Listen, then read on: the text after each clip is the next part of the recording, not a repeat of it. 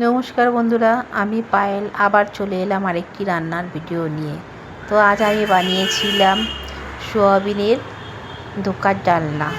ডালের ডালনা তো আপনারা অনেক খান, তো আমি আজকে বানিয়েছিলাম একটি অভিনব সোয়াবিনের ধোকার ডালনা। এটাও খেতে খুব ভালো লাগে। প্রথমে সোয়াবিনটাকে ভালো করে ধুয়ে একটু নুন আর গরম জল করে তার মধ্যে সিদ্ধ বসিয়ে দিয়ে এই সিদ্ধ হয়ে যাওয়ার পরে আমি একটা মিক্সির জারের মধ্যে তুলে নিলাম। এবারে সোয়াবিনটাকে আমি মিক্সড করে বেটে নিয়ে চলে এসেছি।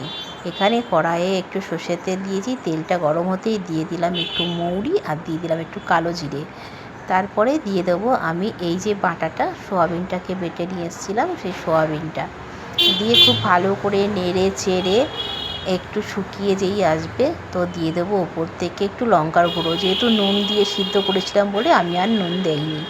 তো এবারে যেই সব শুকিয়ে প্রায় এসছে তখন আমি ওপর থেকে দিয়ে দিলাম একটু ময়দা দিয়ে আবারও খুব ভালো করে নেড়ে চেড়ে একটু শুকিয়ে পুরো একটা ডো তৈরি করে নেব। তো আমার এটা রেডি হয়ে গেছে। আমি এবার একটি থালাতে এটা একটু তেল হাতের সাহায্যে তেল মেখে, যেহেতু আমার ব্রাশ নেই, হাতের সাহায্যে তেল মাখিয়ে তার উপরে আমি এটা তুলে দেবো। তো নামিয়ে নিয়ে এই খুন্তি দিয়ে চেপে চেপে দেবো। খুব গরম যেহেতু আমি এটা হাত দিয়ে পারবো না, তাই খুন্তি দিয়ে চেপে চেপে দেবো। ঠান্ডা হয়ে গেলে এটাকে আমি তারপর একটা ছুরির সাহায্যে আমি পিস পিস করে কেটে নেব। তো এখানে পুরো ভালোভাবে ছড়িয়ে দিচ্ছি।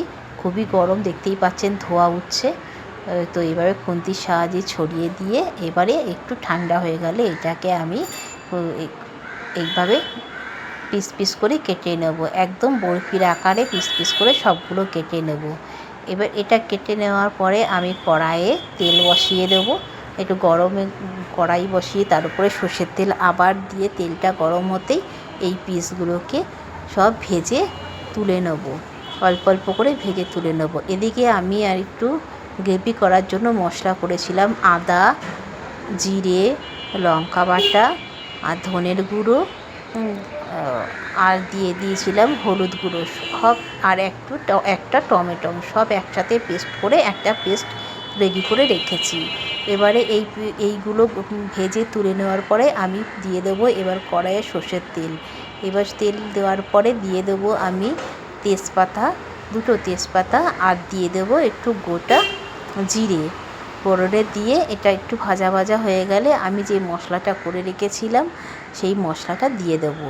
তো এই মশলাটা দেওয়ার পরে খুব ভালো করে নেড়ে ছেড়ে যেই এখান থেকে তেল বেরিয়ে আসছে, মশলা থেকে তেল ছেড়ে আসবে, তখন আমি এখানে দিয়ে দিলাম একটু স্বাদ অনুযায়ী নুন। মশলা থেকে যেই তেলটা ছেড়ে এসছে এবার আমি দিয়ে দেবো কাজু বাদাম কিশমিশ বাটাটা। তো কাজু বাদাম আর কিশমিশ বাটাটা দিয়ে আমি এর ওপর থেকে একটুখানি দিয়ে দেবো চামচির মতো দই। তো ফাটানো দই 1 চামচির মতো দিয়ে দিলাম। দিয়ে খুব ভালো করে নেড়ে ছেড়ে যেই আমার গ্রেভিটা প্রায় ফুটে ভালো মতো হয়ে এসছে তখন আমি এখানে মিষ্টি দিয়ে দিলাম। মিষ্টি বলতে আমি একটু গুড় দিই, আপনারা চিনি নেবেন। তো আমার গ্রেভিটা বেশ ভালো গাঢ় হয়ে গেছে। এইবার আমি ভাজা যে সোয়াবিনের পিসগুলো ছিল এগুলো ছেড়ে দিলাম। তো এটা বেশি জল টানবে না, এমনিতেই টেনে যাবে, তাই আমি একটু এভাবে করে নেড়ে চেড়ে ওপর থেকে একটু গরম মশলার গুঁড়ো দিয়ে আমি নামিয়ে ফেলবো। আমার সোয়াবিনের ধোকার ডালনা রেডি। আপনাদের যদি ভালো লাগে আপনারা এইভাবে বাড়িতে বানিয়ে খাবেন। তো নেক্সট ভিডিও দেখার অনুরোধ রইল। টাটা, সবাই ভালো থাকবেন।